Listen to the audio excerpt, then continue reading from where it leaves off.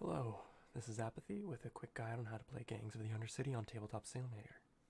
First, of course, you will need Steam and own the game and have it installed already, which as you can see I already have. Once you have that, you will need to go to the workshop, just by clicking workshop on your Steam page for playing games. Yeah, that one. Gangs of the Undercity, or GOTU, enter. And then you should see this one. It should be GOTU template by Apathy.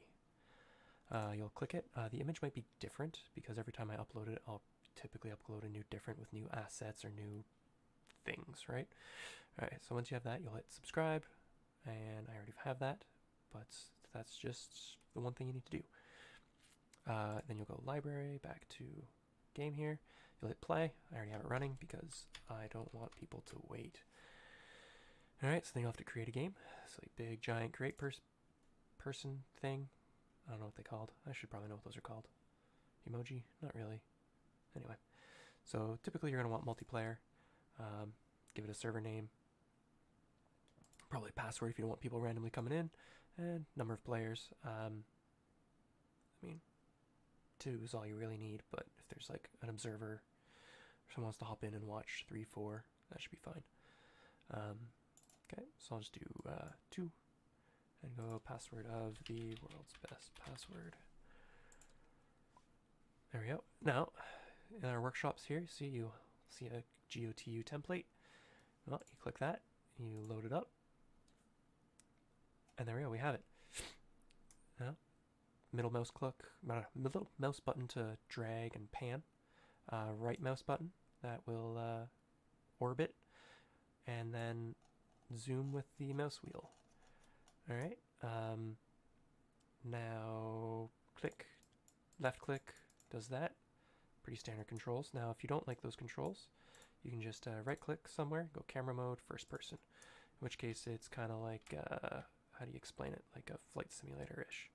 Where it's right click is move and strafe and spacebar's up, down.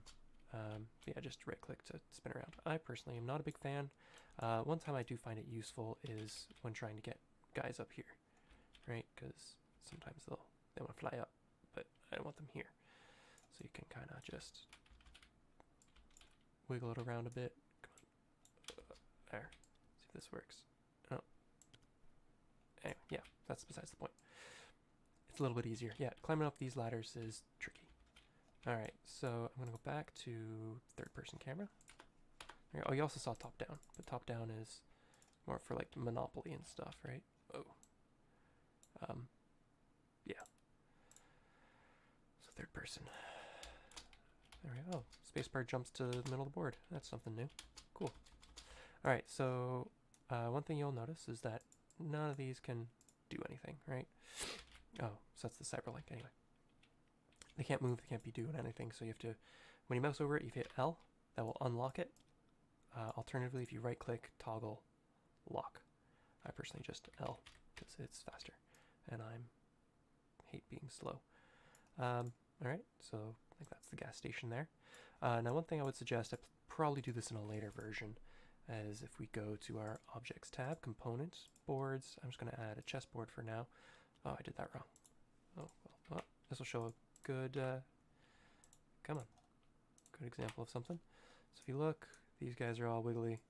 If you ever make that mistake, just highlight them all like that, and look at that, all fixed. Alright, so another way you can click it to add them in, or you can click and drag. There we go. So what I'm going to do here is I'm going to scale this up, let's say 4 times. Yeah, that might break some stuff, but yeah, I didn't like it too much. Alright, and we're gonna drag it. Come on. Drag it over here. Okay, nothing seemed to have broken. Alright, so I'm gonna use this as just a place to put all the models. Alright, so I'm gonna pause it for now, and then all the models will be moved over. Actually, you know what? I'll just show you how to do it once or twice. So yeah, so I just unlocked, right, with the right click, toggle, lock, like that, or you just mouse over and L. Alright, so I'll be back with all of that fixed. Alright, welcome back, and here we go. We have everything all cleaned up. I moved the little dudes off. Right, another thing I should probably show, see here, scale this. If you read right here, if you put the 2.89 for here, that'll make it a 4 foot by 4 foot map. You want to take everything off because this board is kind of 4 foot by 4 foot and it messes up with a bunch of stuff. So I won't do it here. All right. Also, I should notice if you're doing this, you can F1. That'll jump right to here. Okay, so what you want to do is when you're starting, start placing terrain, right? So normally you go like that and just drag it on, but what I like to do is just hover over it, Control C to copy, and paste a new one in. So this will let you do more easier of just moving stuff around. And again, this is a giant piece, right? So, like I said, we can scale things around. You know, let's make it, what, 0.5, 0.75, 0.5, you know, little tiny bridge. And then F1 to grab it, and we'll just put it right here. Yeah, it's not too bad. Little hangs over a bit, but, and then if you look, if we lock it, we can see mobs, or not mobs, guys can kind of fit under. There we go. Now, yeah, so I guess the reason I should say you have to lock these because the bounding box, like the collision detection, you'll notice it can't go in. Oh, right, it's kind of just stuck. So that's because that's how they collide. That's all. And locking it gives it a convex collision, so that this little hole is actually a hole and not just blocked off. Small little thing there. So if you have a problem with that, you can see it. Oh, you can see a little bit better like this, right? If we properly lit beyond there, if we unlock it, you're gonna see he's just gonna hover on top. See, just hover. Oh, there we go, better camera angle. And we lock it. Well, he doesn't fall, but you tap it and it engages physics again. So he will fall. All right. So yeah, I mean, I like that there. Lock it up. And you'll see there's a whole bunch of other things. Most of these are pretty self-explanatory. You can just scale them up, scale them down, do whatever. A couple things I might want to do is, as an example, so there's 3 apartment size parts. You have the bottom, the middle, and the top. All right, top has the ladder to the roof, middle has staircases for the fire escape, and bottom has a ladder for the fire escape. I mean, it's just texturing, really, nothing too special, but if we, oops, copy that up, and we might want to put, say, here, here, and here. Really break up the map, right? Split it in half. Okay, make these a little in like that. Okay, we're gonna grab this one, we're gonna copy it, we're gonna go paste. Ooh, right. That was not friendly.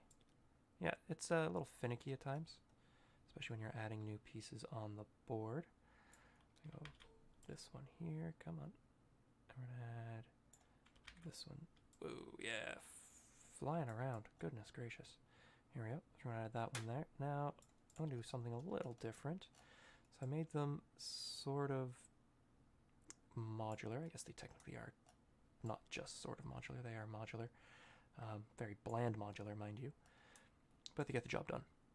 So as you can tell, if I go add a new one here, I just put it right on top, and now they're well, this one will be, it's a lot easier like this. This one will be 3 high in the middle, and we just go bloop bloop bloop. This one will be 4 high, oh, 4 high in the middle, my bad. Words are confusing at times. There we go. Now we're going to want to lock all these so you can actually use them and they don't go flying around. Yeah, in your games, if you want to play and actually get all locked, have them a little bit more piled up nicely. I'm just doing it for a quick demo. Oh goodness, a little laggy. All right, now this is a neat little thing I like to do. I go boop boop. I have these little, 8-meter long planks, giant little things. I like doing that. Just kind of cool, I find anyway. So you can easily go between them. Yeah, it's a great way to break up the board. Chain link fence. Typically chain link fences don't provide cover, so they're a great way to really put in either it's not a great spot for it, you know, to look-wise, but whatever. They're great, sorry, I should focus on rule stuff. They're a great way to, like, block charging, because you can shoot through them, but you can't charge through them, right? It's a great little, neat little thing. But it's also, you know, if you have a melee-focused enemies, you can just kind of drop them right there, and they have to work around and become super annoying. I should copy that. Oh well. So that is that. Oh yeah, I think that's about it. I mean, you place your models. Oh, right. No, I lied. There is one more thing I should probably talk about. So these models, minus the drones, you'll see they look like it. They're a little low poly when you get real close in there, but that's besides the point. So rolling dice, it would, you assume it's pretty simple, and it would be, but there's an easier way. You just press draw. You go 1, 2, 3, 4, 5, 6, 7, 8, 9, 10. Hey, I have 10 dice. Right? I can just then grab them all like that, move them where I want them, and then you can either move your mouse like that in a bunch of circles, and then they kind of just drop, because that shaking it gathers them together. I like to drop them, and then once they're drowned down, press R to really roll them. There we go. Now there's one rule that is going to be really tough in Tabletop Simulator. Oh, sorry, before I talk about that one, you can easily just delete. So we need more, you just come back here, draw the ones you need, and then voila.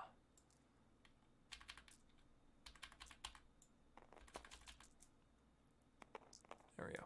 All right, so anyway, I was saying, there's one rule that's going to be a little tough in Tabletop Simulator, and that is the rules for scatter. So currently as written, you roll 2 dice, and you go from lowest to highest. Now, problem is, you shake them, they're always going to be kind of in the same direction. You can't really actually pick a proper direction. Right? It's either kind of just one or the other. I don't have an easy fix for that, to be honest. I'll have to figure something out. There might be like a spinner object in here. I honestly don't know. That'll be something I'll have to really look into later. It's just a word of warning for scatter. You'll have to figure out something. Now, once your model's moved, I have these move tokens here. So one wonderful thing about these models is there's no collision on the actual model. So you just go drop. It doesn't take up any more board space. You just drop it right in the middle, and it just sits there. So you don't have to worry about having issues like that. And then move token. Oops, how do I actually grab it? Come on, move token. How do I? Oh, that's a bit of a problem. How do I? Come on. Ah, there we go. Oof, that was tough. That's usually not that hard. I've never actually had that problem before. You know, first time when recording. Yay. All right, anyway. I believe that's about it. Oh, I guess there's this bit here for the brawn. It's, you know, Atalante, Mormagul, top bottom, Onsa, Mordo, Sting, Acid Sparrow, as it says right here. Now Sting is the Breachfly. And it's the same here for the Flaming Skulls. You will also probably notice the special abilities for each gang. Now, this is the version of the rules I'm using only had those 2. I'm not sure which version, what the new version has. I will update those if they get updated. I might also put in a couple other little quick, easy notes, like ways to use grit and a couple of things like that, just to make it easy to look up and remember. Oops. Oh, right. I guess how these work. It's pretty simple. Minus, minus, plus, plus. Pretty self-explanatory. I also plan on putting in names, so you can put, this is Atalante. Boop. Oops. Now we mouse over, and it's Atalante. Is that 5? Yeah, I'll put that in later as well. All right. Again, this will actually be the final goodbye, I swear. Everyone, have good fun playtesting and gaming, and have at it.